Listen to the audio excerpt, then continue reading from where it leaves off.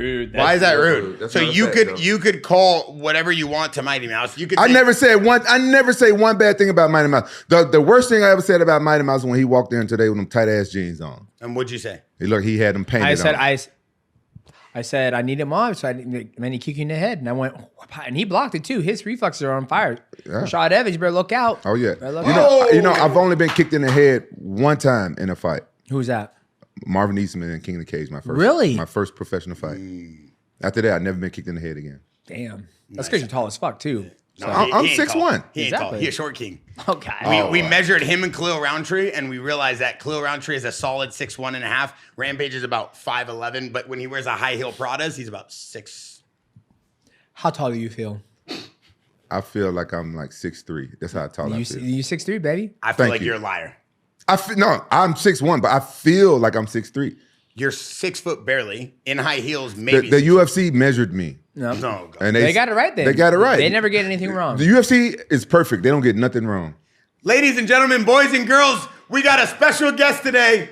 The GOAT of all GOATs, one of the greatest combat athletes of all time, Jaxxon athlete, Santos Studio athlete, and a living legend. Today put on a clinic for us. Ladies and gentlemen, boys and girls, Mighty Mouse! Yeah! Mighty, Yes! I got to start off by saying this. Brother, I owe you an apology. I'm going to tell you something. A lot of times people ask me, who's the best fighter? And I always forget your shoulder. I always forget you because you fight in the small weight classes. Mm-hmm. And I apologize. That's okay. Apology accepted. Thank you. It's all good, man. But honestly, I do think you're the best and the most accomplished fighter to come out of the UFC if you think about all your accolades.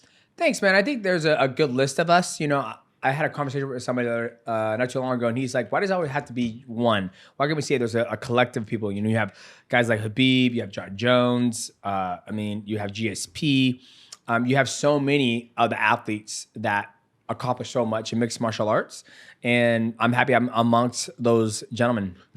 But you never lost a fight in the UFC, have you? I did. I lost to Dominic Cruz, and I also lost to Henry Cejudo. Oh. And then prior to those fights, I lost to Brad Pickett. Oh, okay. Yeah. So, but you look at the best; they've all lost, right? Like Yeah. I always celebrate. The longer you fight in mixed martial arts or boxing, whatever it may be, you're eventually going to lose. What's the case with Jon Jones? What's up with that motherfucker? Well, he did lose. He lost Matt Hamill. Yeah, No. Yeah, he fucking lost. He broke the rules. That's not a get your ass kicked or lose. That's I lost. Jon Jones. I'm gonna go ahead and go with Toretto. Whether you win by second or 5 miles, winning is winning. Wow. No, you can't. No, you can't do that when it's fighting. When it's racing, it's different. It's different. That's how my Jon Jones is the best 205er to ever grace this planet. Mm-hmm. He's never lost. You don't put that even on Jon Jones. He's never lost. And you go to showdog.com and see what showdog.com says. Is it a disqualification? It should be a disqualification. Let me see. Are you pulling up Sherdog right now? Yeah. Are you really putting up Sherdog? Sherdog. It is What are you 2000. mad about? It is 2003 right now. It's What are you mad 2025 about? actually. What are you mad about right now? He's saying that Jon Jones lost. He didn't lose. Jon Jones is never lost a fight. Jon Jones never lost a Right, fight. Mighty Mouse? Yes or no? I'm gonna check. Okay. I do want to agree with this one with Rampage. I think the whole MMA community believes that Jon Jones has never lost. He's never lost. I don't think we can count that as a loss. We can't count Wow. that. Oh fuck. God, I got Sherdog. 28 wins and 1 loss. He lost to Matt Hamill, UFC The Ultimate Fighter 10 finale, December 5th, 2009. Disqualification, illegal elbow, Steve Mazzagatti. Thank you. Disqualification. That's all Still you a need. loss, motherfucker. It's disqualification. So what does his record show? His record shows 28, 1, and 1. So hear me out. Mm-hmm. Now that they changed the rules that you can do that, Ebo, do you think they can go back and expunge that? I mean, you would have to go back and, decriminalize everybody who got locked up for marijuana for that many years, I guess. So I mean, why you keep putting it? I'm just.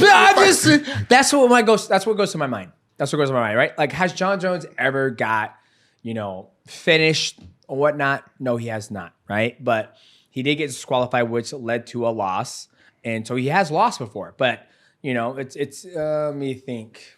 Yeah, I mean, he's got a loss. Do I think? And here's the thing: each time that I think Jon Jones is one of the best to ever do it, and each time I had this conversation with somebody, they always say, no, he's not. And I was like, well, yes, he is. And he goes, well, why do you, you're not going to, talk about his failed drug test and the picogram, and they're like, and I'm like, well, I mean, it was just a picogram. He goes, but it's discrediting everything you've done, GSP's done, everybody who's never failed a drug test, right? And he goes, so then we have this argument, and he goes, so you're having an argument about someone who failed the drug test and you think he's the best.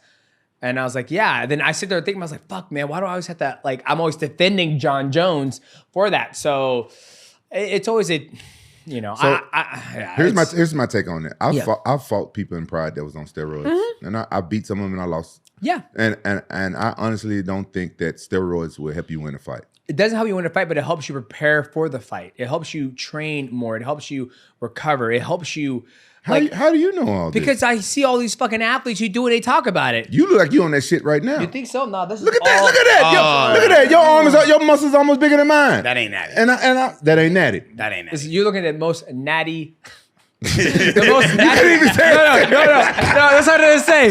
I'm gonna say you look at the most natty nigga around the fucking world. Natty niggas. Natty niggas. Fuck that! That's a new T-shirt. Don't y'all call Oh my natty God. niggas. Yeah. Listen, all joking aside, though, do you really feel that taking a performance-enhancing product, I'm not going to say steroid product, You just said. I know, steroids. but do you really feel like because of the recovery and what it does for you? I mean, isn't there an argument that you still have to go in there and fight? Yeah, you do, but you're more prepared. Like Yeah, I'm asking you, I'm not telling you. Yeah. I mean, I talked to Uriah Faber. I mean, I'm not to talk to Uriah Faber, Yeah. but I saw Uriah Faber was on the podcast, and he goes, you know, it helps you get ready, right? Like, for me, I've never done anything. I just started smoking weed recently.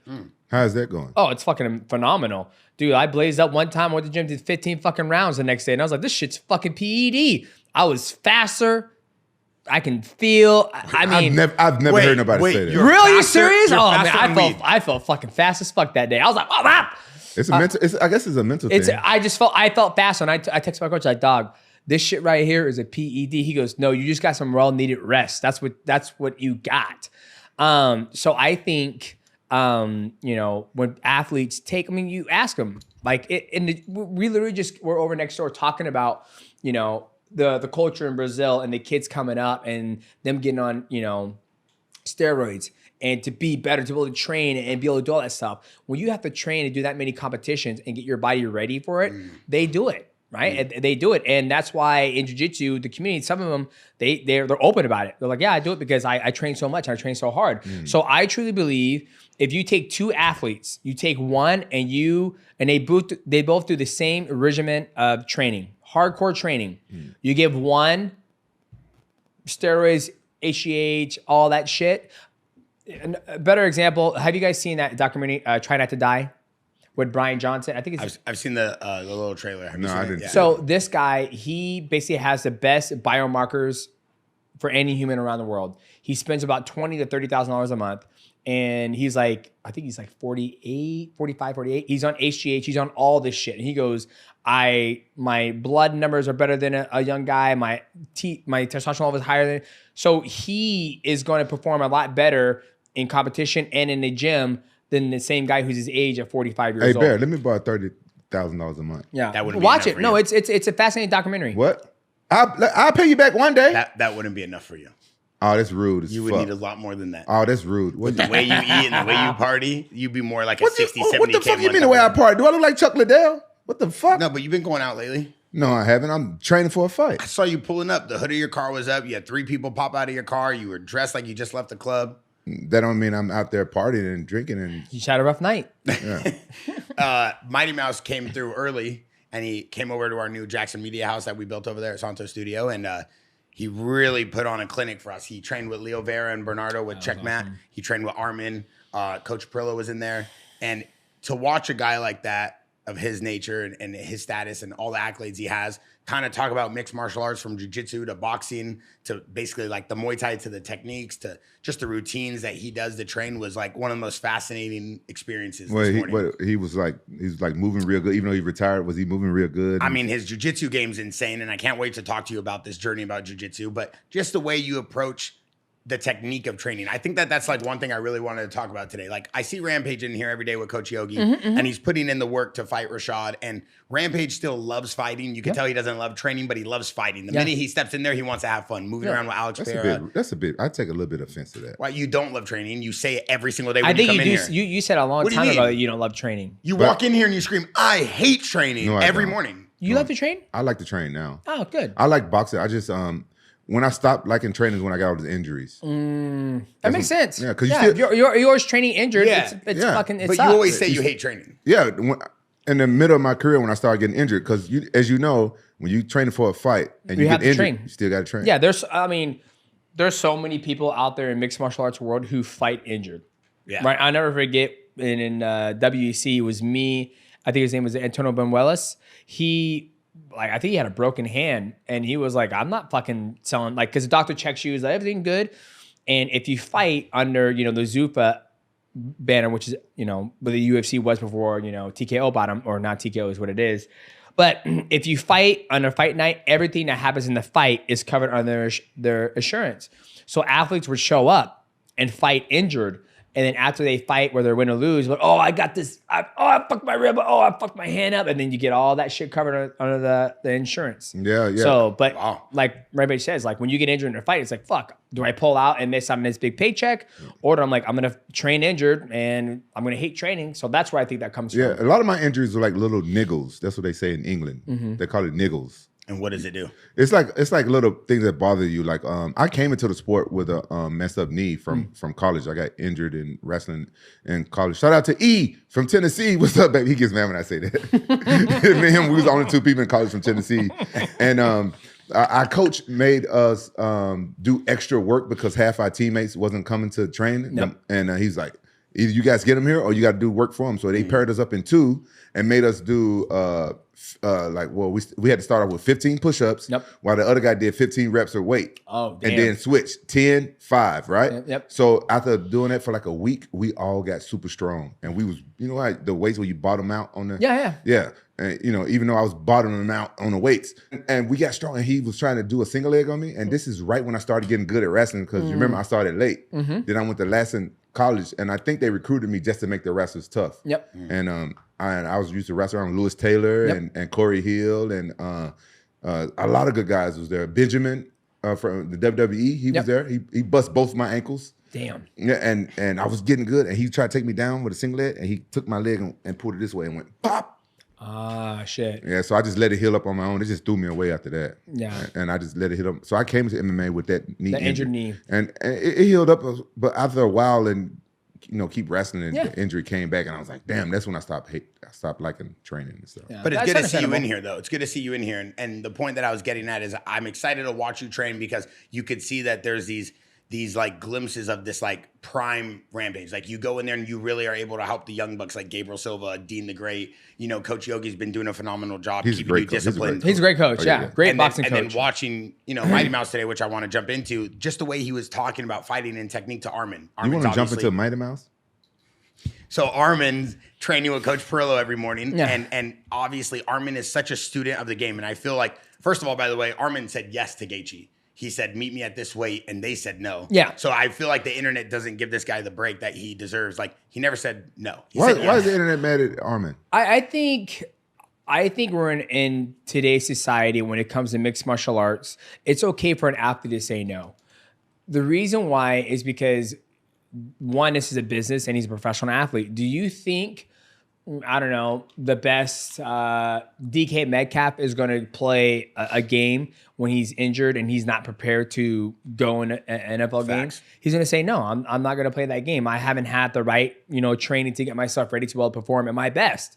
Why is it wrong if an athlete says that? Right? I mean, Armin, he did have an injury. He was about to fight Islam Makhachev, but he pulled out because he injured his back. And now he's just now getting back into training. And now he's going to fight already Justin Gaethje on what? A 1 week's notice? Get the fuck out of here. Like, no, I applaud him for saying he said yes, but he said yes. Meet me at this weight class. Meet me at this weight class. And then the UFC said no. And he was like, I'm not cutting to 155. He's a big fucking dude. He said, meet me at 160. Yeah. And why did UFC say no to that?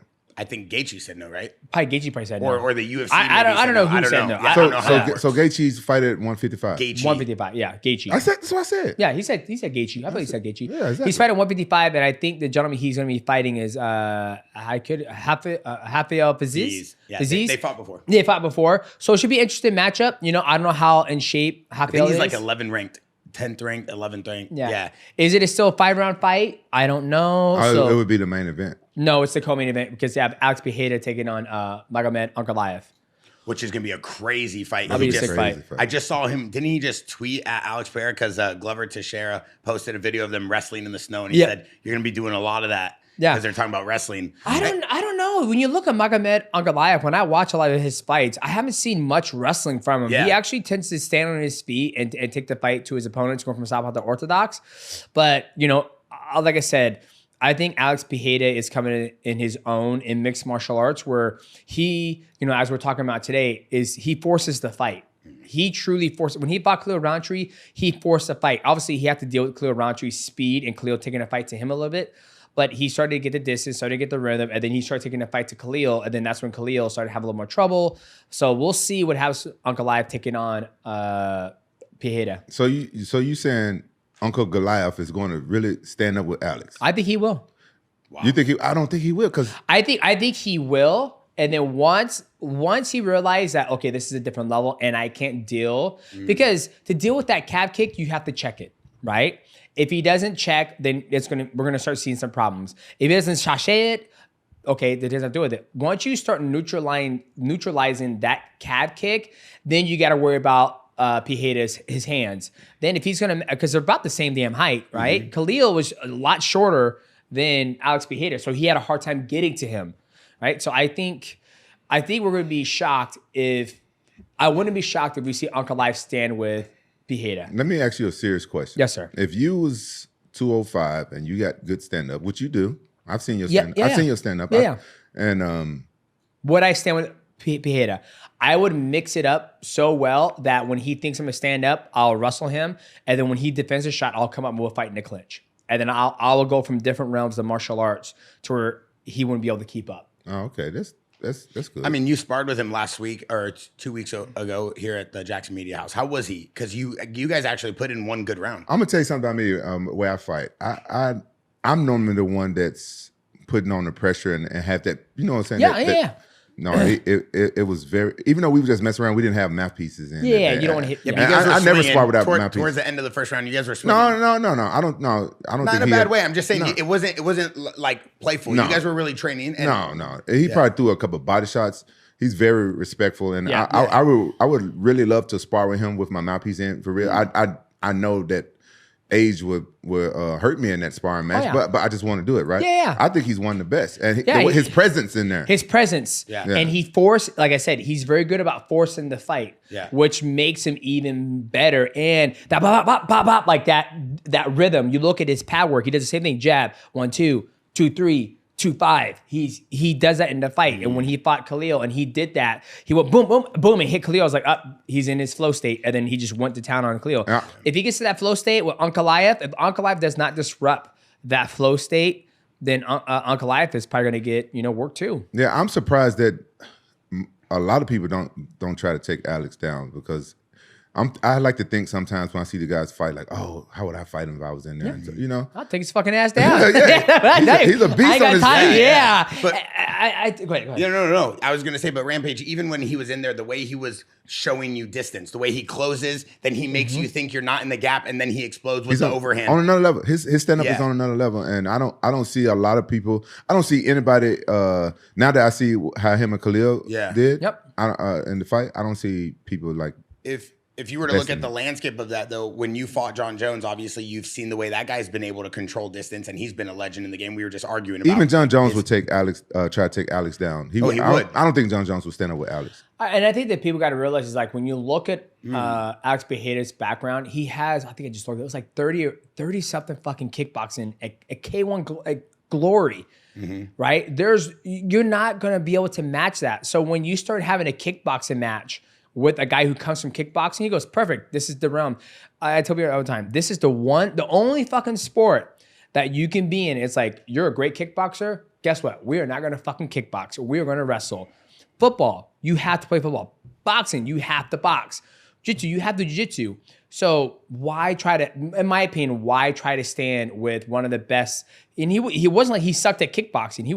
He won a couple of world titles. Yeah, he's amazing. He's amazing at kickboxing. So when he gets people and he defends that takedown, like they just stay there and they can't live and breathe there. Right, I know. Yeah. That reminds me. You was in Thailand training with Raw Thang. Raw Thang. Oh, his name. How you say his name? Raw Thang. Raw thing. I thought his name was Raw Thang. Raw Thang. Raw thing. Raw Thang. Oh, Raw Thang. Raw Thang, yeah. And you fought him in that crazy fight. Yep, the mixed rules match, yep. Yeah. It was good. It was good.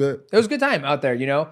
And for the YouTube channel, we're starting this thing called The Mighty Journey, where I just travel around, train with different people around the world. Sick. And he was one of the guys that I've always wanted to train, and I got the opportunity I never trained in Thailand, to get the opportunity to go to his gym and be able to start off with sparring, and then do some pad work, and then do some clinch work, and then he wanted to do a little MMA. It was good to be able to connect with him. Is he doing MMA now? He wants to, but I think his heart and soul is in Muay Thai and kickboxing. He's good. Is he undefeated in Muay Thai? No, he's lost. I don't think I've ever met a Muay Thai guy who's never been undefeated. I mean, they have so many fights, 400 fights. I mean, you're gonna They like have I crazy said, records, like 230 and 40. Yeah. That's like 300 plus fights. Yeah, I always laugh. I was like, this guy's 454 and 16 lost. And I was like, fuck, what is 458 going to do? I was like, goddamn. I mean, Yeah. after a while, like they fight so much. For them, it's just like a way of life. But when you did the Muay Thai round with him, you did good though. I felt I did decent. No, But I saw you. I thought you did Thanks. great going against a Muay Thai. He's a legend, right? Yeah. I think how Muay Thai typically is that you like to start off slower and you build up. I think he didn't get the opportunity to build up, to be able to put, and I moved so much, and it was his first time fighting an MMA guy. I don't think he got the opportunity to actually get off on me. One thing I was Yes. Stop. One thing I was going to talk about is you talked about Alex Ferreira and his kickboxing. So Pieta's basically, it says right here, in glory history, he is the first fighter to ever hold two belts simultaneously. Yeah. Middleweight and light heavyweight. So who the fuck is gonna? Yeah. Obviously Izzy, but what's Izzy's background? Kickboxing, Yeah. right? So they can live in that realm. But you look when Izzy fights, when somebody takes Izzy out of the realm, like Dricus Duplessis, or a guy like Sean Strickland who just walks forward, right? It takes him out of that realm. And he's like, fuck, how can I? It's a lot harder. Even when he fought the last guy, Nasruddini, Nasruddini just did a good job of just doing that 1-1-2 and just caught Izzy, and Izzy fell down and Izzy wasn't able to recover. Yeah. How did you feel about Sean Strickland and DP's fight?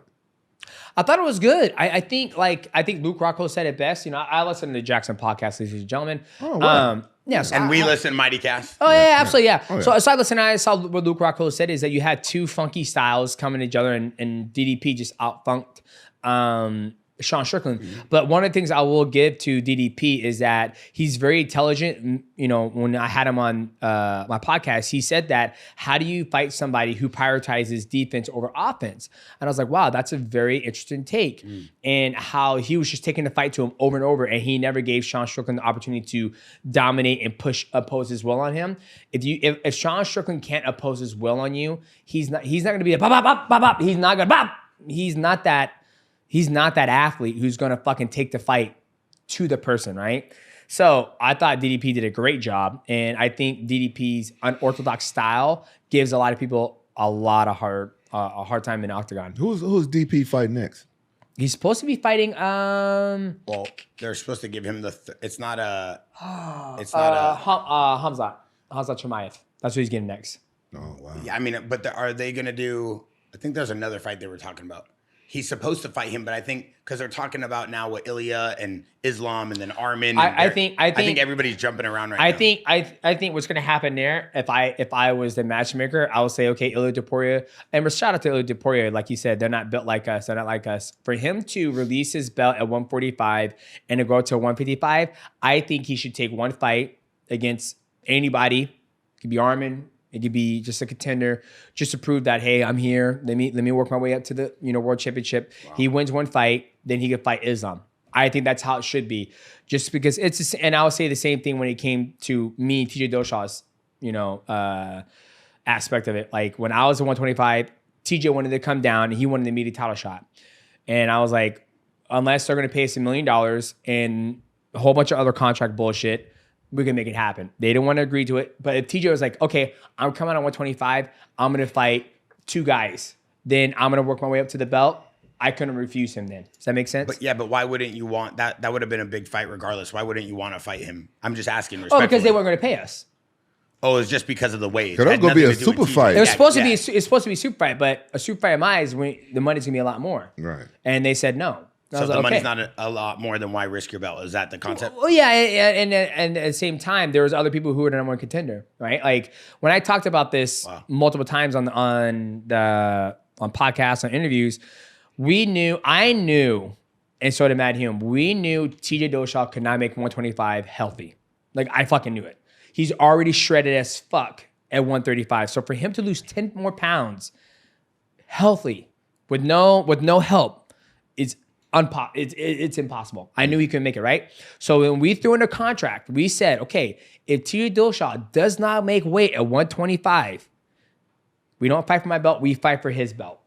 The UFC said no, not happening. Wow. And I said, then what the? And I was like, I have no leverage here. Wow. I have no leverage whatsoever here. So what's the point of me? I mean, right now, that's why we won that motherfucking lawsuit. What you gonna do with your check? What you gonna do? I'm gonna invest. I'm gonna invest my check. I'm gonna I was thinking about doing a speakeasy. I like speakeasy. Thinking about doing a speakeasy, but I might do like some Airbnbs if they still allow it.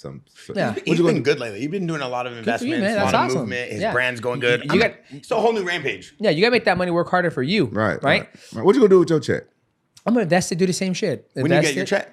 I ain't telling you. He gonna try to come to the house. Hey, DJ, I need some investments. Hey, before you go ahead. Okay, but back on that whole Yeah. And I had nothing but love for TJ. No. But I've never heard that story though. yeah, so but the respectfully, I whole didn't know that. negotiating is that, like, you know, as athletes, there's a once in a blue moon in the mixed martial artist career where you have leverage, where the organization wants something from you and you have the opportunity to make demands.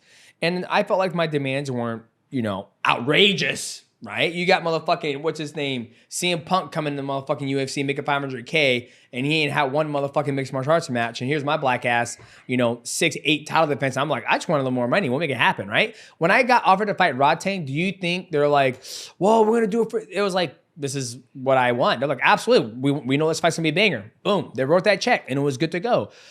So What you got? You got $2 million? don't worry about what I got. Why? I asked you what I got. I want to know. I was happy. I'm very happy. Yeah, what you got? So that means you got like $3 million to fight. Don't worry about me, Thang. goddamn. Don't worry about me. Okay, so but let's get back on track. Okay, Okay, back on track. But I think if Ilya Poirier he is going up to 155. I would like him to fight Charles Oliveira, fight Max. Well, he already beat Max. Fight somebody. That surprised the shit out of me. Yeah, I know, right? Fight somebody at 155. Then if you become the number one contender, then there's no reason Islam shouldn't take that fight. And I think Islam is on board with that. I just think if he wants to come up and fight Islam right away, I think, you know, you got to at least, that's my opinion. The whole MMA community will be like, oh, shut the fuck up, DJ, you know what you're talking about. For me, that's what I like to see. I think you do know what you're talking about. So I want to ask you, has anybody ever approached you about being a matchmaker for any MMA leagues? No, that'd be fucking dope, though. Hey, what would you charge me if I want you to hire you for being I don't my know. I'll matchmaker? probably do it for free to begin off with. Man, I love you, Vernon Miles. Yeah. I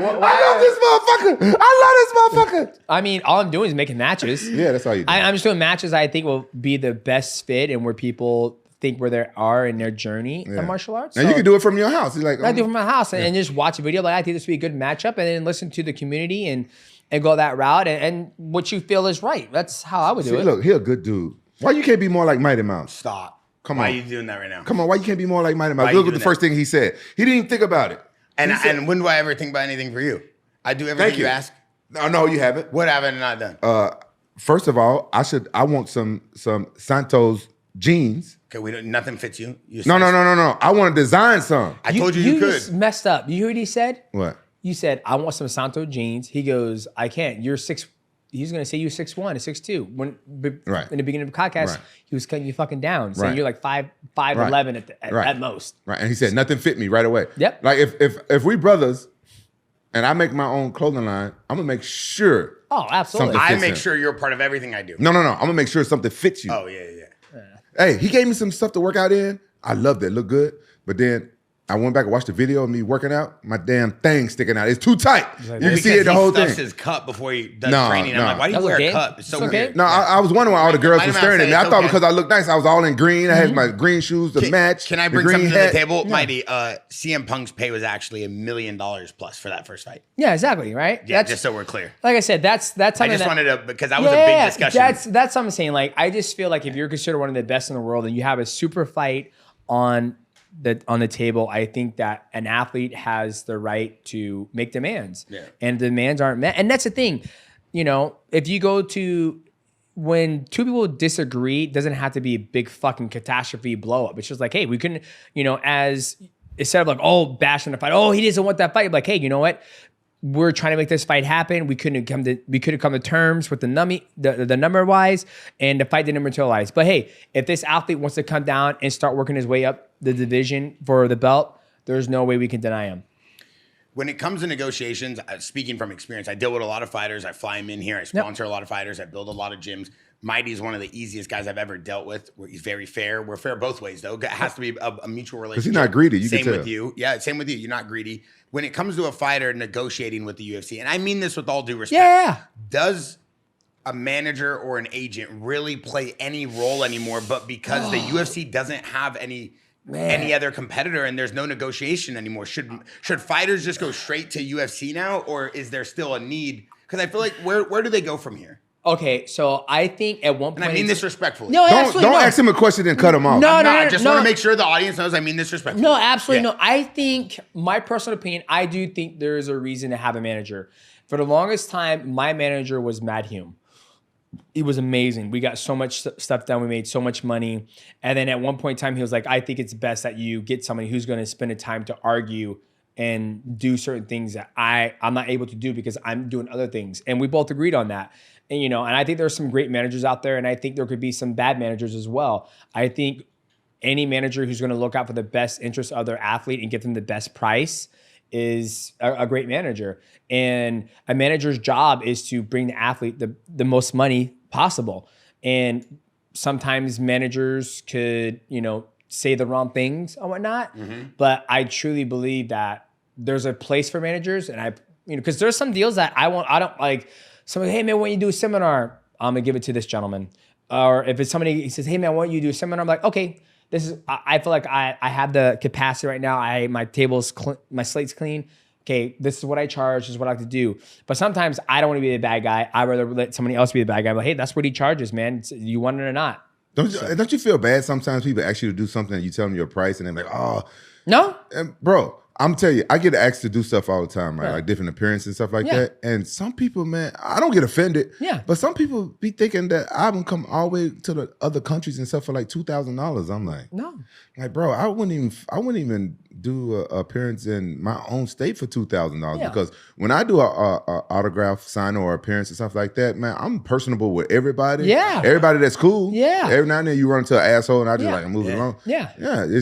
But sometimes, you know, I think we get to a point where I'm happy and I'm proud that you can say no to when you feel that your worth isn't met. Like when you go to Nordstrom and you look at the brand new Santos Studio, when you look at Protect the Piece, and when the shirt is looking at $85 a shirt, don't be like, oh, it's too. This is the quality. It's very top notch. Yeah. You know, you either can buy it or not. You don't have to, right? So when I tell people my price of when it comes to doing seminars, you can say yes or you can say no. But best believe, if you say yes, I'm going to give you the best seminar. I'm putting all my heart and soul into it. And I hope you walk away where like, holy fuck, that was probably the best seminar I've ever taken. That's like my goal when I do seminars. I bet you have great seminars. I've done like 2 seminars, and this is why I hate seminars. I never do them, right? I've done seminars in the past, like maybe back in my Pride day too. And that's when I stopped doing it because I get there, it's like 5 people. the people I'm doing it, the gym or whoever I do it for, they don't promote it right. Yep. And then the 5 people, they're not interested in learning nothing. They just want to meet me and joke around and stuff like that. And I'm looking like, these guys, like, they don't know shit. But guess what? It'll be 2 hours of just fucking around. That's what it ends up being. Yeah. And I tell people, I was like, I'd rather do a seminar with 30 people than 500 people. because I know I could touch all 30 of those guys and be like, hey, let me see how you're moving. Okay, move. Okay, I rather do that than like, oh, I sold out a seminar, 2,000 people, let's fucking go. Like, there's no way I'm going to be able to go around and shake everybody's hand and be able to give them each individual time. So for me, I think nobody should feel bad. When I go get my beard line up, if Jose was like, dude, that's going to cost $70. All right. Man, you just remind me, I need to call my barber, man. Shit. God damn it. Hey, you do need that. I want to ask you about these bars. I tasted one. I'm the pickiest eater ever, bro. And I don't like a lot of stuff. And that was good, but I was kind of upset. You told me only eat one at a time.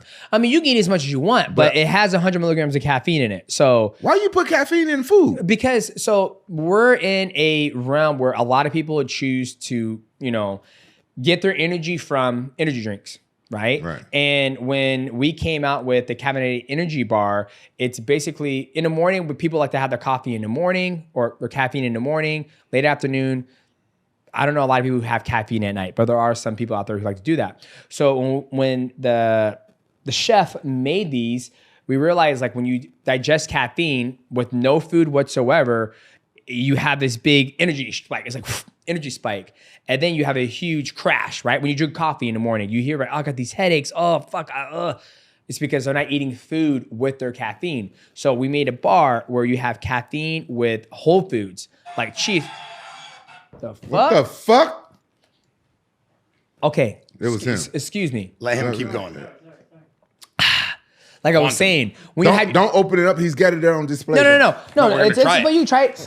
So when you eat the caffeine with whole foods like chia seeds, pumpkin seeds, dates, and you also get 10 grams of protein in it, your body is able to absorb it. And the first thing it's not going to do is like, oh, the caffeine, oh, energy spike. It's going to be like, oh, we got the caffeine. Oh, we also have protein. We have chia seeds. We have whole foods. So when it hits your system, you're going to have energy. You're going to have energy come in, and then it's going to leave your body very nice and slow. So it's Quantum Energy Squares. We just came out. This is the brand new flavor. Oh, it's very new? Chocolate chip cookie dough. Just came out. You can't even get this out right now. Oh, you can't get this one? I already tasted this one when I tasted. Yeah. Yeah, and I like the way it have you on a little... That's not my black ass. Why are you playing soccer? Just because it's a black guy, it's not me. But why are you playing soccer? Yeah, I didn't know you got a little black guy on your packaging. Yeah, I assumed that was you. I'm just trying to get us everywhere, dog. That's all I'm trying to do, dog. Is this not Mighty Mouse on Let me know in the comments. That's you. But yeah, it's one of my companies.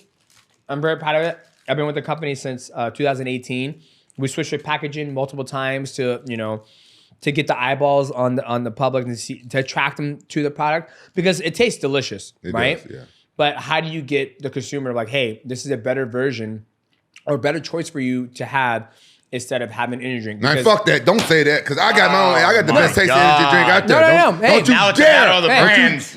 Hey, here's the thing. At least you're all wearing Jaxxon. That's all I care about. But we can find over bars or drinks. I think there's a market for everybody because trust me, I love energy drinks too.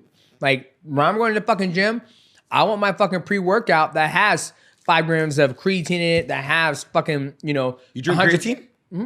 You drink creatine? I knew he wasn't that. I knew he wasn't that. I knew it. Yeah, I saw that He's so lean. He's so lean. And the way he was tossing people around this morning. I knew Well, it. what are you doing? So dips, dog. We're gonna triceps. But I think Can't do stuff like that. I don't think I've ever heard him laugh like that. I think that's actually a genuine laugh right there. Yeah. That's the first time I actually heard him laugh like that. Because he know. Yeah. I'm you know me. I'm gonna let him slide. So I think there's a market for everybody, right? So let's say you like your energy drink, right? I love it. Yeah, you drink the energy drink. Then we want to keep that buzz going. Like you want to keep that caffeine. Have one of these. Can I have a drink and eat this at the same time? Absolutely. And it's not going to keep me up all night. Just don't mix that with your fat burners and you'll be fine. I don't take fat burners. Or like for me, when I go snowboarding, right? I'll go snowboarding. I'll snowboard, and then when it's time to take. What the fuck? Keep me out of it. This motherfucker snowboarding? He's snowboarding. You know what? I used to ride dirt bikes too. I ain't gonna knock on that. I like dirt bikes. I like dirt bikes. I like dirt bikes. Yeah. The Johnny Tsunami Pono with the... I went snowboarding one time, right? Up in Big Bear. My first time going. And I was excited. I was going with this crazy little Asian girl I used to date, right? And she wanted to go to Big Bear to go snowboarding. I thought I was going to snowboard, get some ass that night. Yeah. Hopefully. That's what the plan was. The guy put me on the damn snow. He put my feet too close together. I got great balance. Fuck. He did this shit on purpose.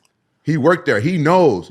I could not stand up. And my cousin was laughing at me. He was like, I got great balance. Yeah. So I think Not anymore. I think I need to be. Were you like this? You Yeah. get fucking bounced like that on a snowboard. Yeah. Why you do that to me? Oh, I got to go back one more time and then. Let's do a big trip. Everybody bring a plus one down. at Big Bear. I'll rent the house. Mighty and his wife, when they came to our Jaxxon party, when we hit 100,000 subs, we all went to Dave & Buster's. That was the funnest night. Nah, fuck that night. Hey, you remember that night, My Mighty? girlfriend broke up with me. Okay, Dad. Hey, my girlfriend broke up with me because she saw that clip. She thought I was hitting on that 19-year-old chick. You were.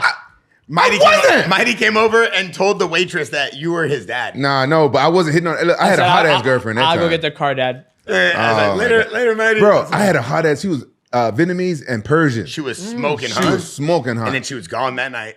Yeah, And I she even saw that told clip. Rampage, I'm gonna post this clip. Your girl gonna hate you. There's plenty of fish in the sea. No, I said he could post it because I wasn't hitting on. I didn't think nothing was wrong with it. Telling a girl what's Oh, your number so I could take you out on a date is hitting on a chick. No, I didn't say that. Yes, Did you I say did. that, Mighty Mouse? I can't remember what he said. Something Thank to you. the close. I just remember you told me to go get the car. Yeah. Did it look like I was hitting on a 19-year-old No, girl? you just talked to her. Yeah, we just chilling. Yeah. Rampage, you got away with words, so sometimes what you think is not hitting on a chick, most people would say is hitting on a chick. No, like I you guess think people- telling a chick that she looks good naked is better than telling a chick like, hey, what's up? So yeah, No, like, I wasn't hitting on that chick. Yeah. well, one thing I want to talk about MMA real quick, Rampage, with you, and I'm being serious and mighty, and then I want to hear your opinion. Our Jaxxon podcast Discord keeps asking, Rampage, what do you think of Jon Jones versus Alex Pierre? If they were to fight, how would Alex Pierre fight? How would Jon Jones fight? Who would win? You've obviously been able to spar with Alex, and you've been able to fight Jon Jones. And then, Mighty, I'll let you run at this, but how do you think that would go, Rampage? Honestly, I think Jon Jones will poke him in the eye right off the bat. Oh, my God. What? You asked on, me a serious Rampage. question. No, I'm telling you, seriously. That ain't in Jon Jones' repertoire. He ain't doing all that. It happened one time against you. One time, DC, everybody else who Jon Jones fought, and they was doing a little bit better than Jon Jones wanted them to. I poke you, and he'll kick your knee backwards. So who wins? You know what? I never say anything against Alex Pereira because he's a man, but I think that Jon Jones would find a way to get him to the ground and try to submit him. Yeah. You don't think that he would try to sit there and stand up with him? No, No. Jon Jones wouldn't. He's too intelligent. I mean, you look what Jon Jones did to Cyril Gahn, right? He didn't stand with Cyril Gahn. Yeah. And Cyril Gahn comes from a striking background. He moved and took him down and ground upon him and submitted him with a very easy submission. Right defend. away, too, right? Right away. So I think that's how the fight would go down. And Jon Jones is also a big presence inside the octagon. So I think Jon Jones wouldn't have a hard time with Alex Pereira, especially if Jon Jones can address that calf kick, because when you watch Alex fight, he used that calf kick to get a response. I want to see something. You need to do something. If you're going to do something, I'm going to come forward. I think Jon Jones would address that, and he will be able to take him down. I think Jon Jones will have nightmares about Alex, and he'd come straight out, "Hi-ya!" poke him in the eyes, try to kick his knee backwards, and take him right down to the ground. Because look, I think Alex Pereira would smoke Cyril Gahns. Cyril Gahn, yep. He'll smoke him. Yeah. And so what? And Jon Jones know that too. Yep. So he What wouldn't about take no Tom chance. Aspinall? Jon Jones, Tom Aspinall. Jon Jones will smoke Tom Aspinall. I don't know, man. Man, he'll smoke Aspinall. Tom Aspinall is athletic. And I think Tom Aspinall will try to take to fight to Jon Jones. And it'll be interesting to see. Like, I'd rather see that fight over Alex Pereira. Yeah, That's just my I opinion. agree. Like, I would like to see that fight over Alex, but come on, man. Aspinall is a great fighter. Yep. He's a good champion. Aspinall. That's what I said. Jon Jones will smoke Aspinall. Yeah. Smoke him. I can't wait to see. I hope it happens. That's the fight that needs to happen. I Why- think Tom Aspinall versus Jon Jones needs to happen. Why do you think there's so much friction there? Why do you think it's not happening? Why? Because we see so I much think on Jon the Jones said internet. he wants $30 million. But do you really feel that that's all that's there? Like, if UFC were to pay that, I'm sure they could figure out a way. You Yeah. think he would do it? Of course they get fucking paid. They just reported earnings. Let me see what the fucking... Yeah, it was a lot. It was a look lot. at the I'll give you earnings. the exact number. It was a Give lot. me the exact fucking numbers of what their earnings was. Oh, You're UFC? getting a little feisty on this one. Is this I'm a just being sensitive honest. subject? No, it's not a sensitive subject. Don't tell me you don't have fucking $30 million to pay Jon Jones. Once again, we're in a situation where the company wants something from Jon Jones. They want Tom Aspinall to fight Jon Jones. Jon Jones says, I would like $30 million. Can you guys pay me, yes or no? No, Jon Jones, we can't pay you. Perfect. The fight doesn't even happen. Jon Jones will go out from the sunset. or like that's how I feel like negotiation should be, but that's not how it is. Here's the yeah. numbers. What do they just? So the report? revenue for the fiscal 2024 increased 67% year over year. 67 fucking percent. U.S. money, $2.8 billion with the UFC. $2.8 billion.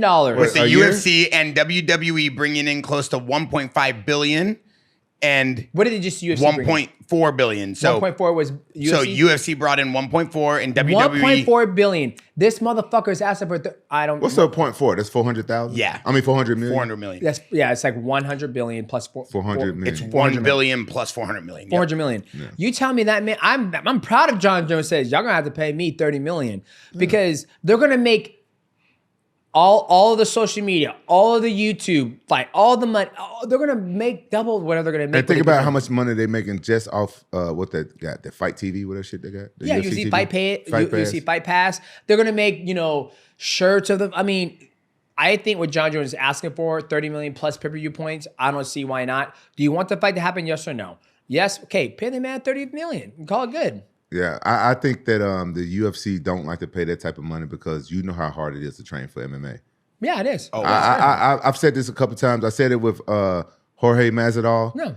Like Jorge said, like, yeah, if I was making $30 million a fight, I'd fight like 4 times a year. Yeah. But a lot of people wouldn't though. But I also think that you're at a point in mixed martial arts where this is probably the biggest matchup you can make. I think this is bigger Of all time. I think this fight is bigger than Alex Pereira versus Jon Jones. I truly I believe agree with you, but I Jon think Jones. everybody agrees with you on that one. And not to cut you off. You always that's cut one me thing- off. No, stop. I just want to talk about this before we start talking about some See, you crazy cut me stuff off. like the girls.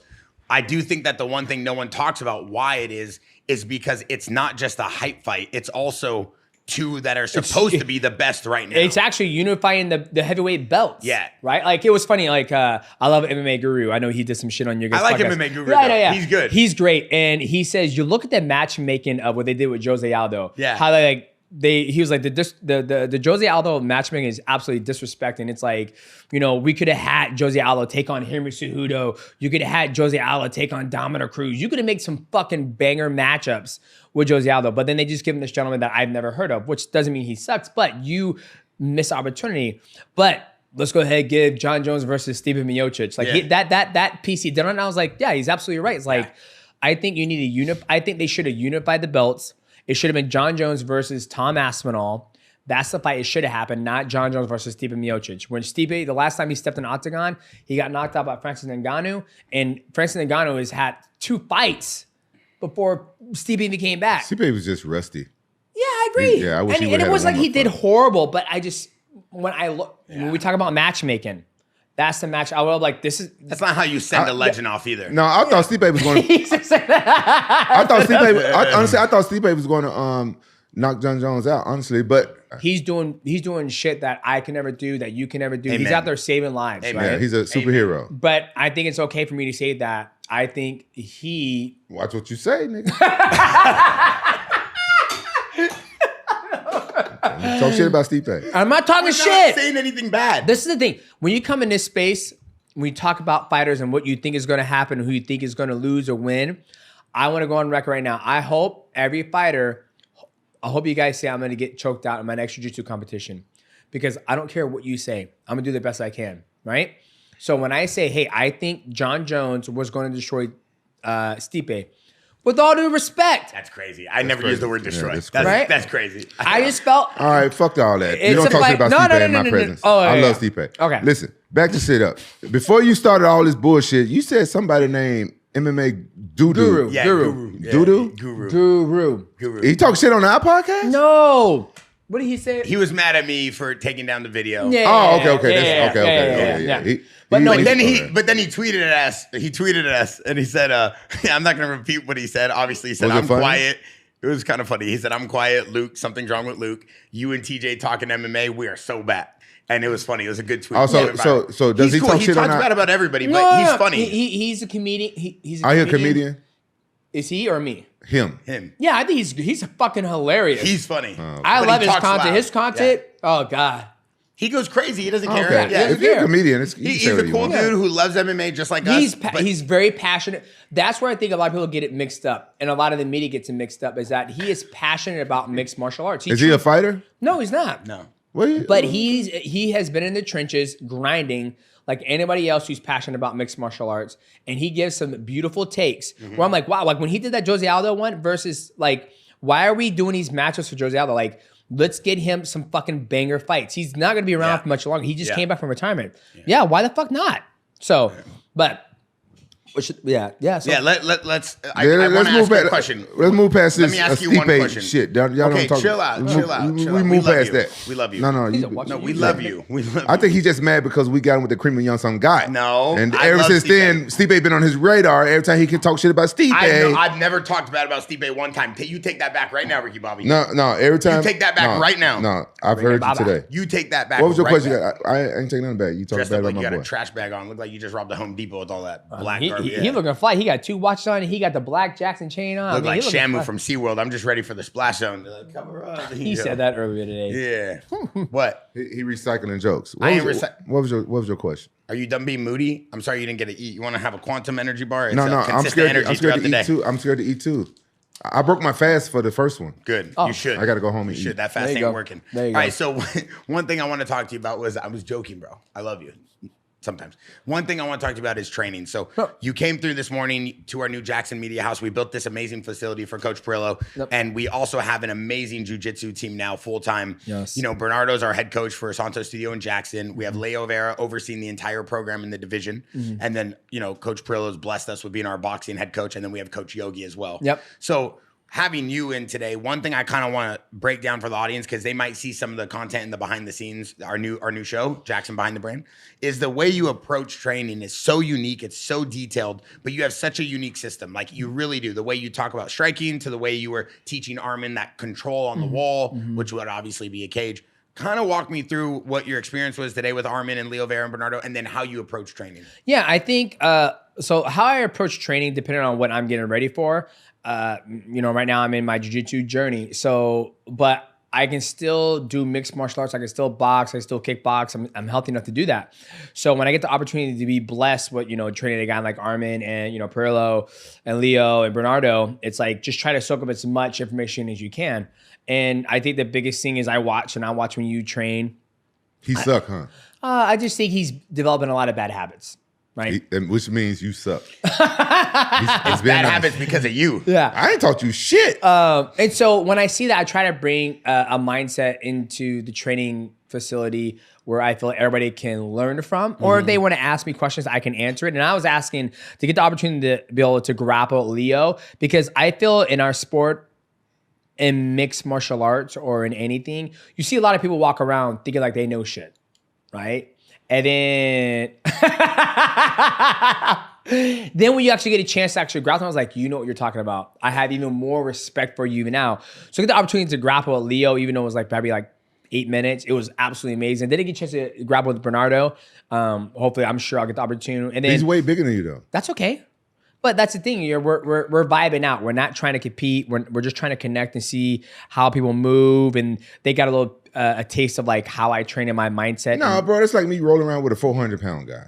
I mean, if you say so. I mean, if you got opportunity to grapple, I'll grapple you. And I'll tap you out. But you have to understand something. All joking aside, the way Mighty Mouse approaches it. First of all, for those who don't know, Leo Vera is a legend in jiu-jitsu. The guy is one of the icons of the sport. He's one of the greatest coaches. He helped build guys like Buchecha, Jansen, Bernardo. Even the Mendes brothers used to train with Leo.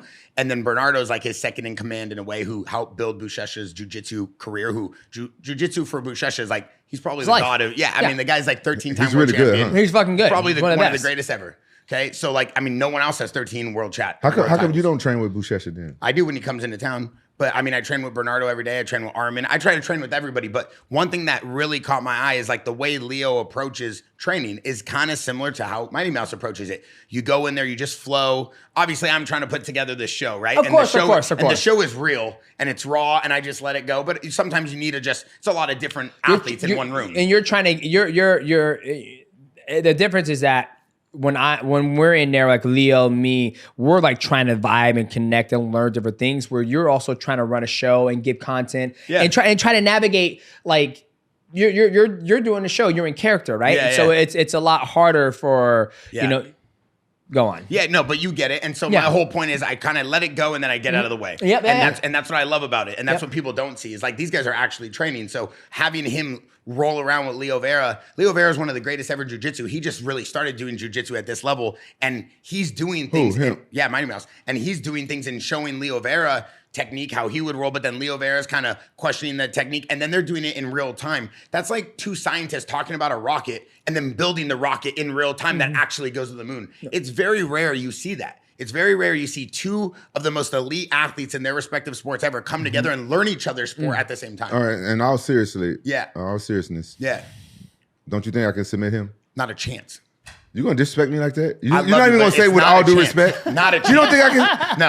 I'm twice First of his all, size. have you seen the video of him destroying a 500-pounder at a That guy IBJ? was fat. Okay. Oh my God. Rampage. He has a black belt or a brown belt. I fucking love you. You're like, I was fucking fat. I know, no. You would do good, but the minute you get on your back, you'd be like one of those like. It would be very hard because Rampage. I mean, not that Mike. His name was Mike. Not that he know what he's doing, but I think Rampage it would be hard. Be hard for me to don't you know how many black belts I've beaten? But that you're talking about no gi, bro. Like in a gi. I'm not putting on the gi with this little I thought we were talking asshole. about in a gi. Gi. I thought we were talking about in a gi. I think No. gi. Oh, I'll that's probably no be gi. getting me. We're fighters. Your We're not statement. even thinking about gi. We were talking about gis. Yeah, You're gi. thinking I think you would have even a harder time to get me. You Yeah, couldn't fit I'm a gi. not- First of all, I'm you not- have to get one custom made, right? And then second of all, No, there's skis that fit him. That's rude, bro. Yeah. listen, no gi. We're talking about no gi. No. This is what we talking about. No. Yeah. gi. Okay, so no gi. Yeah, you I'm would gonna be able tell. to do damage. I could tell him. I would submit him with a knee bar. I'm the king. I love that. I'm really good at knee bar. Oh, man. I just And watched the guy. I haven't rolled in 3+ years. After you fight Rashad Evans, we're gonna come down here. I'll pay for it. and we'll just vibe out and I'll grapple. put $25,000 cash prize if you could do that. If I can submit with a knee bar? Yes. What the fuck do I get if I submit Nothing. him? Make sure I don't lose money. Oh Hey, man, you and get- you owe me 10 G's. No, You no, hear no, Armin? no. You Oh, owe wait. Ar- yeah. You gotta hear about this Armin story. Okay, so we're next door, and he over there yapping in the motherfucking mouth like usual, and he goes, "I bet you can't submit me, in five minutes. You can't submit me to Armin." I was like, "He gonna fucking get you, right?" And he goes, five G's, and everyone's like, "Okay, let's put him up." So then me and him go. We're going. I submit him twice, and I was like, "Well," I submitted him first time. I was like, "Oh, that's 5 G's," and then I submitted him again. And I was like, "Oh, that's another 5 G's." And then I was like, "You owe me 10 G's." And then Armin goes, "Come on, let's go. Let's get it." Armin submits him, right? And he goes, "I want my 5 G's." And then at the very end of the show, I was like, "Hey, Bear, you said you're gonna pay Pay your dues, man. your dues." And I said, "All a man's got in this world is handshake and his word." And Armin said, "That's what I'm talking about, man." And then I was like, "All right, I'm expecting my 10 G's when I get out here on my PayPal account. Tell you right now." But no, all seriously, it was a great time training. No, get your there. 10 G's. Get your 10 G's. Fuck it. Yeah. I'm getting my 25. But Armin's a monster, dude. So Armin's sitting there in the corner, and Armin trains every day in there. He does jiu-jitsu with Bernardo and Leo in the morning, boxing with He Perillo. moved to Orange County. Basically, he lives on the peninsula with me. Does he live here now? No, but I've had him out here for a month. I got him a house Well, on the he water. lives with you? Oh. No, I got him a house on the water. And he's just been training 3 He got a times house day. in the water? No, on the On water. the water. Oh, this guy in a different This ain't world. Atlantis, Yeah, motherfucker. yeah. What do you think Well, you're doing? right. You watch too These much rich Joe folks Rogan. live in, Newport Beach? That's Dude, like it's- Beverly Hills on the water. It is a different type of money out here. Yeah. Different type of money. I want to make sure he was good. So we got him a house on the water so he could train every day. He trains with Cody during the day for strength and recovery, and then jiu-jitsu in the morning, Perillo and yoga at night. Wow. Like, he's in there every morning, and he is such a student of the game. And this is what's so fascinating about me. Like, this guy's in there. He's one of the best ever. And Armin is excited, but at the same time, he's very focused. Like, he really wants to learn. Like, because that's what trips me out about your routine and your training. Like, he was so interested in it as well. And he's the #1 contender in the world right now. Yeah. Like, explain that. I think with Armin, I think he's a student of the game, and I also think he comes from my understanding is that he doesn't have to fight, so he's doing it because he wants to and he loves to, and I think he's soaking up all this knowledge. And even when we were talking, he said a couple of things I kind of found fascinating, and to be able to have the opportunity for me to be there, and he liked the way I was doing certain things, and he was very actually intrigued. And I think he's just a student of the game. I think he's never seen somebody move like I have. Yeah. And talk about it, right? Like it's one thing to watch on TV, but then actually like, okay, he's here. Let me see how he moves. And oh wow, you do that well. What are you doing? And me showing it to him, he's like, oh, that's what's up. And then How you think you got so good at wrestling and jiu-jitsu? Is it because you got some fucked up ears and you just said, fuck it, I'm just going to dedicate my life? no, I think me being just an overall athlete and a good student and asking a lot of questions. Like I was talking to Bernardo about my journey in jiu-jitsu, and I was talking to Leo. I always talk to Leo. I always ask a lot of questions. You know, even Yogi, when I'm in here, he always passed me, I was like, let me ask you a question, because his perspective is from boxing, right? From one aspect of fighting, where from my aspect of fighting, I like to do the complete, just like you, we like to see the, you know, if you trying to size me up, I'm throwing a fucking body kick across your face, your body, you're gonna have to respect that shit. And then once you throw across, I mean, I'm thinking about like the ultimate combat of fighting, not just boxing. And I think it translates well over to boxing, because boxing, I gotta measure you up, I gotta do all this shit. It's like, no, I'm gonna get in your fucking face and we're gonna fight. And then when you make a mistake, then I'm gonna punch you in the face. Yeah. So, hey, out of all the fighters I've met a lot of intelligent and smart fighters, but I would say there's Mighty Mouse and Bob Sapp. Whenever I talk to Bob Sapp, hey, Bob Sapp is Bob smart. Sapp is fucking intelligent. He's a fucking genius, very bro. intelligent. Is he yes. not? He's very intelligent. But it's different. It's a funny heard combo. I've Yeah. never heard that combo. No, for real. Bob Sapp is very. No. I mean, Yeah. we have him on the podcast. He's intelligent and he understands the game, but he Bob, understands. you never had him on the podcast. Yeah, you guys have. We have. Bob Sapp? Yeah. When? We had him on the podcast without you. Cap. we Bob did. Sapp, he don't even come to America. Bob Sapp been on the podcast. I think he has. No, he hasn't, bro. Yeah, we did it without you. Even Mighty Mouse knows. Hey. We just didn't ask you to come. Bob Sapp has never been on the podcast. Bob Sapp. That's why I love the internet. I'm gonna fact check him. What? Bob Sapp on Jaxxon. Watch, you never gonna. Podcast. It's like the first one, Mighty. No, he's never. He don't do that shit. Why you? Bear, following- Bear was like, man, we got a great numbers for having a black guy on here. Yeah, he's right here, dude. Let me see. Yeah, you Cap. did great. Yeah, I Thank think, you. I think it's a cap. Thank you. So, like I was saying, My like motherfucker. like I was saying, I think that That's the second real laugh I've ever heard. Yeah. I love it. I gave this guy twice today. yeah, you got it. You can't. You follow- knew, but you wouldn't let me keep going. No, because I know he's full of flodge. He always flodge. Oh, So Okay. I think that's probably one of the reasons why he's so good at it. Because like he said, he asks questions. Like me, I can ask. I'm not saying I'm stupid because I'm not. No, you play dumb. No. But even if I ask questions and shit like that, I never got that good at wrestling or jujitsu. Yeah. Probably because I didn't like jujitsu. Yeah. Well, bro, he's a student of like, okay, so I think one thing people get confused, and I'm not a master of the game, but I can see it. He's a master of all the martial arts. I'm not saying he's the greatest ever to do all the martial arts. Wow. But as a fighter, Wow. he's That's no, fair. no, but That's fair. listen, I'm not saying he's the greatest to ever be a Muay Thai fighter, but I'm saying he is literally like a master of sport of all the martial arts he does. You kinda when gave him like a little hold on, backhanded hold on, compliment, Hold on, bro. listen though. When he puts them all together, it makes him the greatest combat athlete. Okay. So do you understand All right, the you difference? saved yourself. Yeah, no, I didn't say myself. saved I'll say it yourself. again You if saved it irritates you. It's the facts. I'm not saying he's the greatest jiu-jitsu athlete ever. No, I'm saying no, he's I'm not. really good. In your weight class. Jiu-jitsu athlete at my weight class. Not a chance. Yeah, who? Fuck. Just in jiu-jitsu. Yeah. Who's better than me in jiu-jitsu? In your weight class. In my era or Right now. Aren't you doing jiu-jitsu now? Did Yeah. you win the Oh, whole my thing? fucking Did God. you win the whole thing? No, you have No. I thought you won the whole you thing. have Kennedy IBJF is Malfacini. his age. Yeah, you have Kennedy Malfacini. You have oh God. I thought you just won the whole thing and you tapped out that fat guy. No. That's Pans. You have so many guys who will fucking eat me up alive. But let's be respectful In to jiu-jitsu. him. Oh, okay. I don't want to be Right? disrespectful, so I don't take me I'm wrong. one of them because I can. Yeah, you need to chill. You need to Hey, that chill. was- That's cap. hey, you let- no, That's no, no, cap. no, That's no, cap. no, no. That's cap. I would smoke him That's at cap. jiu-jitsu. That is I cap. cannot wait. Brother, he will spin around your head like a little He'll be top. he'll be faster than me, but I would won't be able to eventually- catch him. I would eventually get him and I would submit him. How? We're gonna fucking How? I got a fucking good knee bar and I'm good at When's the last triangle time you chokes, did jiu-jitsu? omoplatas. When's the last time you did The jiu-jitsu? Uma like Platas. over like 5 years. Kel man. Parisian gonna come over here and Ichimata you out the ring, dude. Chill out. We'll No, rap one day. I but you can't get wait. what I'm saying. Like, Yeah, you're a I'm master not- of all the different sports. I'm When not- you put it all together, you're one of the greatest ever. It's and like that's the difference. It's like Marab. Like Marab said it best. Like he was like, when I fight Henry Cejudo, yes, he's probably a better wrestler than me. When I fight Sean O'Malley, yes, he's probably a better striker than me. But guess what? This is mixed martial arts.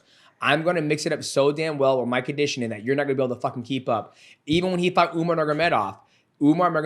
Nurmagomedov could not take him down a secure takedown. How does he say these names so well? like fast? a master vocabulary. How I've is this? been He's doing like my hooked up. best to get better because in this world of me doing podcasting and covering fights, Hawani says you have to get better at pronunciating God. these names. No, it's true, right? Earl Because- Hawani, come on. I love Earl Hawani, but you don't need to be that. You know I mean, every name like a wordsmith. I know you don't need to know every word, but I want to be the best I'm taking the same mindset I had when I was training mixed martial arts, and I'm applying it to my YouTube, my podcast, Bro, the Mighty Journey. You'll never be the best as He's long a as Joe perfectionist. Rogan is Oh, doing that's it. absolutely. never my, be. why you do that to him? No, he's Joe right. Rogan's He the is best. the I'm best. sorry. Joe Rogan's the best. Joe Rogan and Shannon Sharp are the best. Shannon Sharp? Yes, Yeah, sir. Shannon Sharp's good. I love Shannon Sharp. Shannon Sharp? Yeah, I love Shannon Sharp. I love He's Nightcap, funny. and I also love what's his show called? Shannon Sharp. Uncle Shay Shay? Uncle Shay Shay. Club yeah. Shay Shay. Oh, Club Shay Shay. I love Yeah. it. Those are like my goals that I want to reach in the podcast world, where it's like, you know, I love having conversations with people. I love training with people, and those guys inspire me to be able to get to a point. You where can it's be the like, best when Joe Rogan retires. I don't know about Shay Stop Shay. You always already better than Shay comparing Shay. everybody. You compare everybody to Joe Rogan. He's the Stop. best. He's a no, GOAT. we know that, but he could be the best at whatever he's doing. Like Yeah. you always think, Bro, Joe Rogan's the greatest. Have you ever been on Joe Rogan's podcast? No. Well, shut the fuck up then. Because Joe Rogan, when you go on his podcast, it's not even like a fucking podcast interview. You Just talking. Just talking. Just like, oh, man, what are we doing we're today? chilling here. Yeah, We but chilling. Joe Rogan, he's so knowledgeable about True. Everything. Yeah, like yeah, what? yeah. Here was you guys talking about the Earth being flat, right? Oh. And I was thinking about it, and I was like, you know what? I don't think that it's hard, because I'm like, the Earth can't be flat because you have gravity, and then the moon also circulates. The moon and the sun circulate, and then you also have where if it was flat, then you know what would be underneath us. And when you travel, when you go certain places, the plane actually has to go against. That's where you have the trade winds. When you go this way, you're going with the wind. So I'm like, you know, you guys are having a conversation, and I think, you know, it's the same thing on the Jaxxon podcast. Like, we're just having a conversation, Okay, vibing out. I don't want to get on the flat Earth stuff, but I don't want to. I don't want to. But it irks me. But it irks me when people think that, like, they think that Earth is like we say it's flat. It's like a pizza. No, it's not. No, It no, can't be. It's not. No, Yeah. he's saying that Okay. that might not mean what flat Earth is. That Right, what you're right, saying? right. Yeah, Like, yeah, okay, yeah. so this is the thing that, Okay. that confuses a lot of people. Yep. And I don't care what people think the Earth look like. Yeah. I don't care. But I just upset with people. Like, since this podcast came out with Tate, people getting mad at me in my DMs. Like, I'm only describing the Earth what I learned about in the Bible. Yeah. Okay, so I don't care what people think, but don't get mad at me for describing the Earth what I learned about from the Most High God. So the Earth is not flat like a pizza. It's more like a bowl at the bottom and stuff on top. And why people think the Earth is a globe and stuff, because of the firmament. Mm-hmm. That's why a rainbow is shaped like that. So you can take a glass and you can make a rainbow right here, but you need a prism. You need a glass. You need it, yes. You need a glass. That's And you need the light to hit. You need the light to hit the water a certain way, and then you get the prism, and you get the colors. And that's the same. And this people don't understand like simple things because we've been lied to so much. That's the same way why thunder sounds the way it sounds, because it's echoing off the damn firmament. You know what I'm saying? And so it's so many things, but we've been conditioned and taught. So when they show you a picture of flat Earth, they always show you that. It's just like, Yeah, and then they show you the outer space. yeah. And that's not what people that believe in flat Earth, they don't think that, because the farther you get up above the sun, the darker it get, and that's what's misconstrued as outer space. I used to be so afraid to live by the water. Like, I live in Huntington Beach. I used to be so afraid because I always thought like a meteorite would go come down in the water. And then when I started learning about this stuff, I look at the all the what you call those holes that they leave. What you call those? The whole In the earth when a meteor hit the craters. craters. Yeah. So I always look at all the craters, right? And all the craters look the same. Like the rock fell straight down. All of them straight down, right? Yeah. If the earth is spinning and all this and stuff like that, what's the chance of a crater crashing this way or crashing Or that way? sideways. Gotcha. They always go straight down. And people don't know what it really is. Those craters, you know what they are? What? They're old geysers. That's why they all look the same. But I also feel that if you have, so like you said, if the Earth was flat and each time the thing comes, it's always like this. Yeah, Right? yeah, right. But if the Earth is round, I still think when the meteor comes, it's going to hit at a 90-degree angle. It's not gonna, it's like if I'm hitting the surface and I hit it like this or this, it's always going to make the same indentation because I'm hitting it at a 90-degree angle. It's going to hit, it's going to slide and whatnot. But they all go straight. It's going to go straight down. It's just depending on the angle of where the rotation of the Earth is. But when you see a crater and they tell you that's a crater from like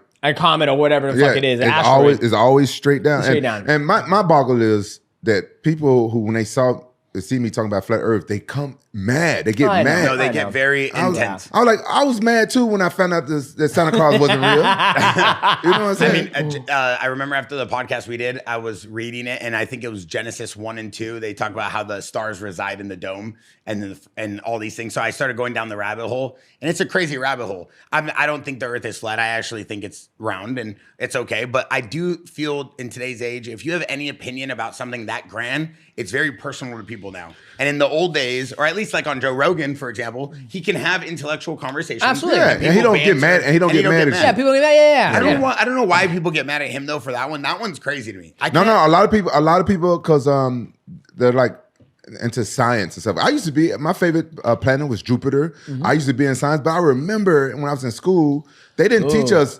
us about us hurling through space. They just told us that we was going around the sun. Yeah. And they never taught me that the sun was moving and we was following the sun to a million miles. Why, when they start teaching that shit? Yeah, I don't know. But it's funny you mention that. You say, the different planets. You look at Saturn. Saturn's got a halo around it, right? Mm-hmm. So if it was a flat, right, and has a halo around it, it looks like it's a ball, and there's a halo around it. So I mean, I think it's very fascinating, and I think I would love to do more research on it, just to like, why can't we get a motherfucker just fly? It'd be like, all right, do like a trail of smoke, something like stay on Earth for a long time, and just be like, okay, hey, I'm starting here from the North Pole. I'm gonna go down this way across the hemisphere. No plane's never done it. No plane's ever done it. But how dope would it be? It's like, hey, we're gonna put a gas in the air. It's gonna stay for maybe a month. But why though? But why having a plane ever circumvented the Earth like that? I don't know.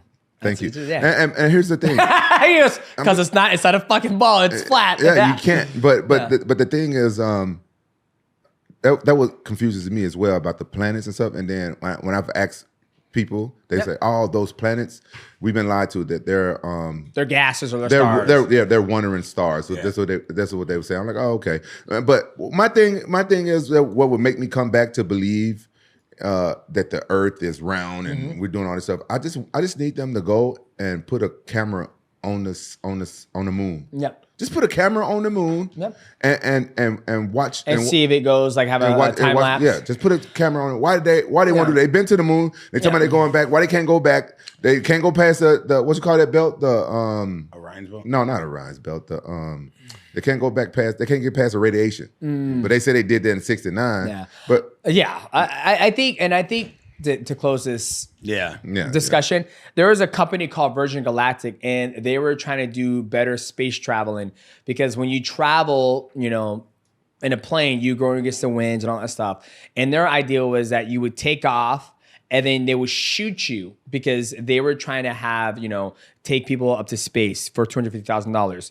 And so when they first did that, they signed a contract with Boeing. I think it was Boeing or NASA, one of the two, because they're trying to make traveling from here to like Japan, Asia, instead of being like 10 hours, trying to make it like an hour or two. They could do it. They could do it. And they were thinking like, okay, if we shoot you up, like, because they've already done it, they take you up here, and when you get up to atmosphere, they will shoot you across and drop you down into that area.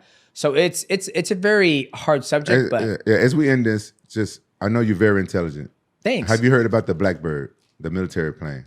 I have not. Okay, look up the Blackbird and then figure out why they discontinued that airplane. Okay. Then text me. I will. That's all I want to do. Nope. And just so those rings around the planet, I think a lot of people always confuse that with some nonsense. I saw that on our TikTok. Like, people are always talking about these. It's like ripped up pieces of asteroids and comets and things. Yeah, gases. That have exploded before they hit. That's what they don't. That's what they say. I mean, we have photo evidence, but whatever. Regardless, I'm just saying. I feel like a lot of people like to twist the truth now, because there's so many platforms like YouTube and TikTok that people can just make up their own analogies, or their own hypotheses of how things work. But I think the coolest thing now is that people could just go comment and do their own theories in real time, and I think that's cool. I'm going off what the oldest history book says, the Old Testament, the Bible. Yeah, that's what I'm going off of. Huh. So people can get mad at me for reading something that I learned in the oldest textbook, the Bible. Yep. And say, okay. Yeah. Before we wrap up here, first of all, I want to say, Mighty Mouse, thank you for always coming. No, absolutely. Second of all, I want to say, before we wrap up on an MMA topic, though, real quick, how was it training though with Armin from the physical standpoint and from like how healthy he looks and training wise? It was good. He's strong. He's still learning as an athlete. I cannot wait for that fight between him and Islam if it ever happens. And I told him too. I was like, dude, I think it's going to come down to who's going to win that grappling exchange. That wrestling exchange is the X factor, I believe. I mean, obviously there's a stand-up actor of it, but I think those two are so good at wrestling. And you watch the very first fight, Islam kept getting him with that sweep, and he was able to get on top of Armin, and Armin battled his way back.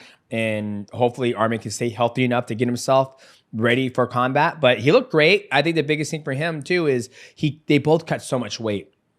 And I tell people, like, my producer's like, how can he hurt his back so soon? I was like, think about this. He spends 8 weeks fully hydrated with all the nutrition he needs to make sure his body's strong to get to camp. Then when you have a guy who's like 185, cutting down to 155, that's a lot of fucking weight. And that's a lot of nutrients. And that's a lot of water out of those muscles that when he does something wrong and does all that flexibility shit, he's going to pull his back. It sounds like his back was already bothering him, and then he was trying to get it better, and then he just said, fuck it, it's not getting better. Yeah. So, I mean, he looks great. He said he's going to try to get his back stronger than ever, and I can't wait to see what's next for him. And he need to go see Antonio McKee. I guarantee you Antonio McKee can help heal his back up. That guy, he helped me heal my back, because, I got a really strong lower back. That's why I can pick people up. I know, yeah. And then I fucked my back up, and Antonio McKee like, no, come here to do this. And like less than 3 days, my back was back to normal. And MMA is such a dynamic sport, right? There's not another sport it's like motocross, right? There's not another fucking sport like motocross that gets you ready. Only thing that's gonna get you ready for motocross is obviously having a strong body, but on that, feet on the peg, squeezing and going, and then throw out. I mean, I feel like MMA is just like that, because he's got to do the wrestling, he's got to do jiu-jitsu, he's got to do the boxing, and he's also got to do the strength training, and he's also got to do all that. Any one of those times, if he has a weak back, then it could just happen. Hey, let's do that for yours and my YouTube channel after my fight. Let's go dirt bike riding and snowboarding. Show me how to snowboard. Okay. We're all gonna go ride dirt bikes with Twitch and the Lawrence brothers for Jaxxon. Oh, why you been holding it out on us? No, we've been talking about it all morning. No one talked to me about it. I don't ride dirt bikes anymore. I'm off that shit. Oh, so you're not gonna ride dirt bike? Fuck no. It's No, fun. but it'll be fun. We'll just ride. I'm not jumping shit. You jumped shit before. Twitch Oh, built- yeah. No, I'm not jumping. I just like to ride the dirt bike. I'm not jumping Oh, shit. we're jumping. No, We're doing fuck it. that. Yes, I'm we not are. jumping. Twitch is gonna build it fuck at his that. house. We're all doing it. All right, I got my last MMA question. I gotta Yeah. go train. All right, do you think Khabib nigga runoff would ever come back to fighting? Say it one more time. Sorry, I couldn't hear you. Khabib nigga runoff. Habib? How you say his name? Khabib. Habib. Khabib nigga runoff. What about him? You think?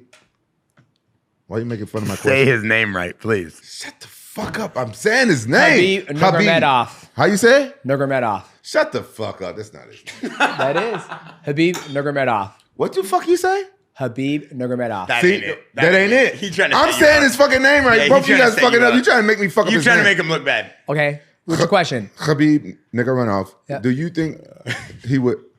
Go, Yeah. talk. Do you think he would ever return? No, So you are coming back next year? I'm not. Would you ever return? Nope.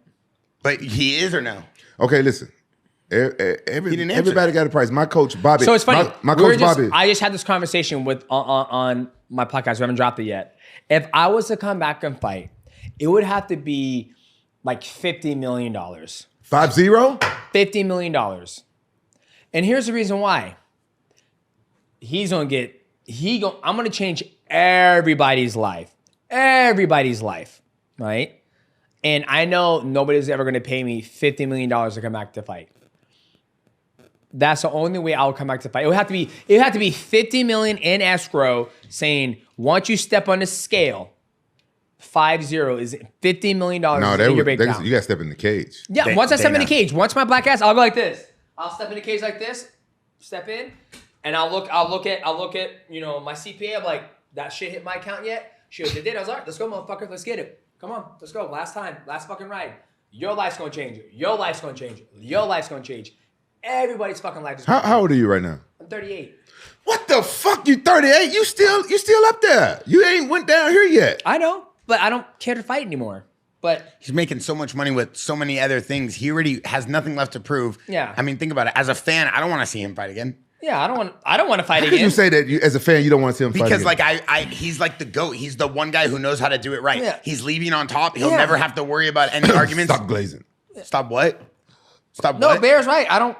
care to fight ever again. Wait, but stop what? Glazing. What does that even mean? Glazing, gas me up, Yeah, sucking you- my Oh, ball. I thought it was. I thought it was the Krispy Kreme glazed donuts you like to eat. Yeah. Chill out. Chill out. No. No, you chill out. Yeah, but You I chill out. think You it'll chill have to be something that will change not just my life, but everybody's life who's going to be involved in the aspect of me fighting again. Man, the true MMA fans, we want to see you. I'm a true Of MMA course fan. we We do, want to see but you we out there don't- kicking Of course ass. we do, dude. but we Yeah. don't At want the guy. 38. I'll be 38, I'll be 39 in August. So, but once again, I love the journey I was on. The time I spent with Matt, James, Tony, Brad, Trevor, all those guys. Those are memories that'll always be held close to my heart. And for me, just to go fight for 2 million, 3 million, 5, 10 million, it's not worth it. Barry, you a billionaire. Come on. Who's a super fight between him? We should call Dana and we should say, Dana, let's get 50 mil. Let's put him versus McGregor. If you McGregor can't is even too get big. if you can't even pay Jon Jones 30 million to fight Tom Aspinall, how the fuck What- are they gonna pay me? Could we do it 50 for million? 10? No. Listen. 15? No, I said 50. Listen. 12? No. We got the Arab money. The Arab money. They put money on fights. Turkey, Out there in the Middle East. Oh, time out. But speaking of that, we got to talk about this before we wrap up. I heard that UFC TKO, they came out this morning and they're teaming up with the Saudi Arabia. for the boxing league. Yes, so they're putting together a boxing league in Saudi Arabia, TKO with UFC. Dana White, UFC, they're putting in 10 million. It's a league though for boxing. I think when it comes to any sport, when it comes to combat sports, I think they need the Ali Act. I truly believe that. And for people out there who don't know what the Ali Act is that not one athlete, and I could be wrong, but not a champion can't be held down to one organization. Can you look it up so you can check it? I'm doing it. From what I've been told is that if me and you are champions in the same division, I'm in the UFC and you're in one championship, or vice versa, and me and you want to fight, we can shop around like, hey, we want to host this fight. Who wants to hold this fight for us?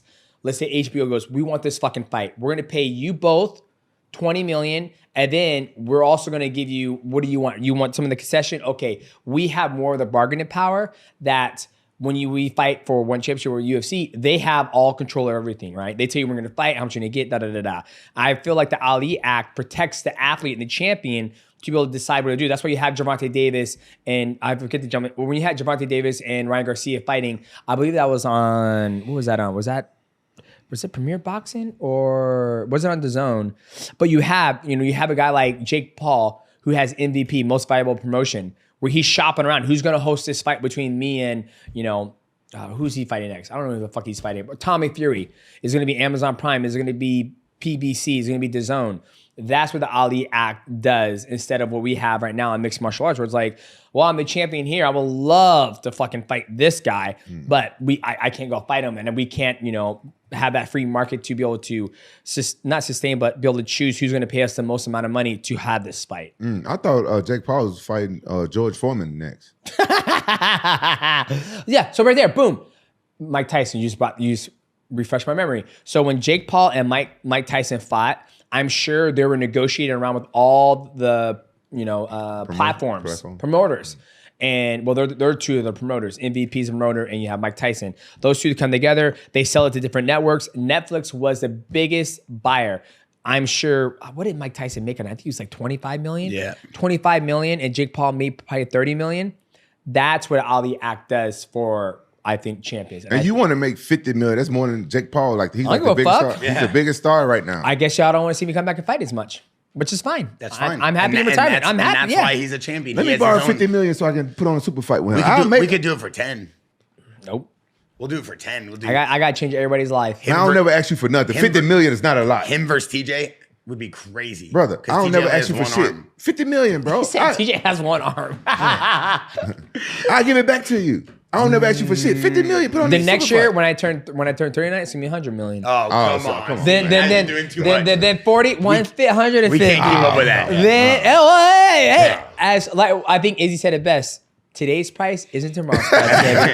Hey, Price went up. Shout out to my man Izzy. Hey, with that being said, it's always good to have you out here, Mighty. Thanks, Thank man. you for coming on here. Your podcast is phenomenal. Everybody loves watching you. Yeah. And you're just as good of a host and putting on the show as you are as a fighter. And I think the fans appreciate that the most. Thanks, and man. good luck with your bar. Yeah. Quantum Energy. Quantum Energy Squares. You guys get on the website, promo code Mighty, or just go to Sprouts, REI, Whole Foods. Good to see an athlete who understands their product and can list all the ingredients at the same time, know what the ingredients are while he's talking about their product, and really be a good spokesman of the bar. So shout out. Wait, time out. Quantum Energy Square. No, time out. I think that was a dig at me. Never. I would never dig Shia LaBeouf in holes. 0. Mike, do you believe that was a dig at me? Yo, guys, thanks for watching the Jaxxon podcast. I'm Bear Degidio. I don't think that's it was. Mighty Mouse, No. and that's Rampage Jaxxon. Bro, he We always got some appreciate you shit to guys. say. Leave a comment.